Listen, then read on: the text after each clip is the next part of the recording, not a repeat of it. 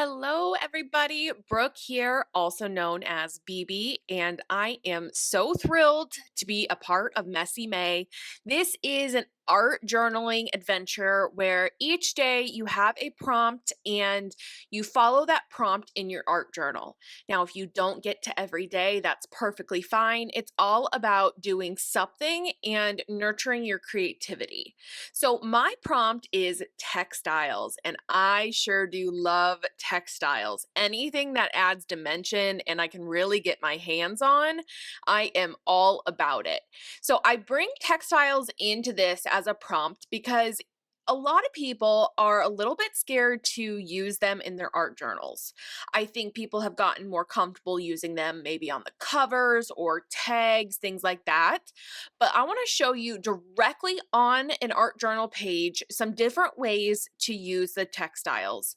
And I like to think about them as paper sometimes. Don't think about them any different than you would your other materials. And let's remove that limiting belief that sometimes gets crept into our own minds of you can only use it a certain way. So I'm starting out my spread here like I would any other art journal spread, at least for me. This is often how I start. I started with pencil scribbles, getting something on the page so that I can get rid of that blank page fear, that intimidation that comes with it. I added then a little bit of color, some paint, a few collage scraps, and I really don't have a plan for this page when I start. And I wanted to go into it just challenging myself to use the fabric in a little bit different way than I normally do. So I'm going to show you a couple different things that you can do and just choose and experiment with whatever is going to fit in with your style of creating best. And you can kind of just ease into it and see how it goes. So you can see here, I'm creating some of my own type of fabric here. If you have fabric that has the pre-made patterns and stuff on it, that's amazing. I have a ton of that as well, but sometimes you want something really specific or you don't have a place to get that other kind of fabric. So don't let that limit you. All three of these fabrics that you see on the screen right now are ones that I created in some way or another. The pink is a piece of silk that I then added the white marks to. The one with the black polka dots is actually just a bed sheet and I did a stencil on top of it. And the green one is also a bed sheet that I added some acrylic ink to and some paint. So I dipped that fabric directly into some of that color on the page because I wanted it to kind of transform onto it. So there's lots of different steps that you can take and the order of the steps that you can take to get variety when you're using the textiles. So here I am just putting it down with a glue stick. You can of course use something stronger if you'd like. When it's on a journal page for me, I'm not too worried about it moving and shifting around. Plus, the fabric that I'm using in these spreads are very, very thin, which does help the bulkiness of your journal. But of course, it will add a little bit more bulk than some of the other supplies that you're using. But for me, a chunky journal is an awesome journal. So that never bothers me. Plus, a side note, I'm using the Get Messy journal here, and it is amazing quality. They did not pay me to say that. I am very impressed with the quality of this journal. I bought it with my own money and I have been so happy with it. So, if you're considering it, it's a great journal to use. But of course, you don't have to. Use what you have on hand. That's going to be the best thing to help you get going. Okay, so now I want to integrate those textiles into the page a little bit. So I'm using white gesso, and a lot of times for me, that's a way to come in and maybe edit things down, make things so they integrate in with the background and kind of fuse things together a little bit. So I am going over parts that I've already done in the background. I'm also going over fabric sections. I'm no longer letting it be a barrier where the paint has to stop at the edge of the fabric. I'm going directly over the fabric and it just makes it so that you see all of that texture more. I'm overlapping my fabric with my collage papers, and I'm even bringing my mark making tools directly on top of the fabric. Now, I'm very impatient, so I don't wait for this to dry before I'm doing this. So you can see me kind of holding that fabric in place so it's not moving too much. It doesn't bother me, so I'm just gonna then rearrange it to how I want it to go. But you can wait for things to dry and then come back to it. So I often like to do a lot of made fabrics at one time. So you saw me doing them here as I was making my journal spread because I wanted to show you that it's possible.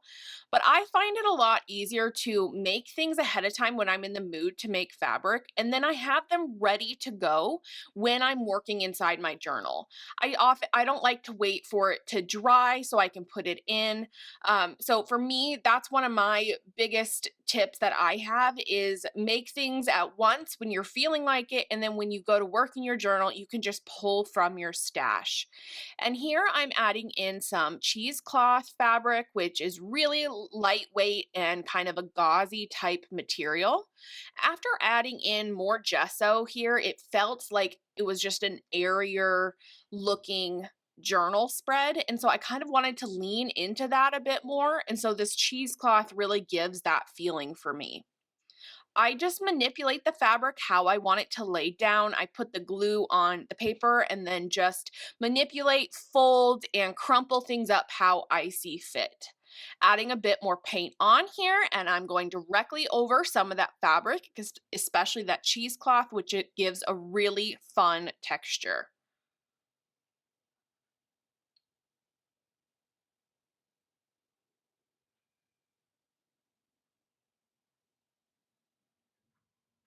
I feel like we need a little bit more boldness happening. And so I decided with my pencil to come in and kind of press down harder than I normally do for pencil scribbles, wondering if that will be enough to give some bold features to the spread. Now, I end up needing more, I think. So for me, this is a very pretty looking spread as far as it's lighter colors than often I normally use. It's lighter than I typically thought of when I first started this spread. And so I need to make it more true to myself, although it is really great for spring. Um, so I'm going to add some grunge into this. And one of my favorite ways to do that is with my Stabilo Woody pencil. And I'm just putting that directly on the page. And then with some water, I'm going to come back in and then move that pigment around where I want it to. I want to mimic some drops going down the page. I was very careful not to spray too much just because in a journal it can get out of control. And I tend to be heavy handed when it comes to the spray bottle. So I was telling myself to not go overboard. But you can also take your wet paintbrush and take that pigment directly from the pencil itself and move it on. I like to experiment with different ways. Here, I did those marks directly over that cheesecloth fabric, and then you get a really amazing texture of that. At the end, you'll see more of a close up of the whole page and the spread, and that's really when the texture comes alive. I'm going right over the fabric down here at the bottom, and it's kind of settling into some of those crumples that I put in. And so it's not just a smooth piece of paper or a smooth piece of fabric, but it really goes into all of those mountains and valleys and different texture. A few more black marks here to give it a little bit of movement across the page and a little bit more interest. But I hope this opens you up to ideas for using textiles inside your art journal. The options are really open and limitless. These are just a few ways that you can start incorporating them into your work easily. So I have some wet paint up here on the top of my paper.